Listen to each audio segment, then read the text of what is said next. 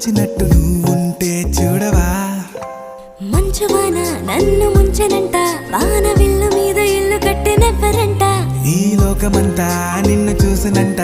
ఏ దిష్టి నిన్ను తాకకుండా ఇంటిలోన దాచుకుంటా రంగు రంగు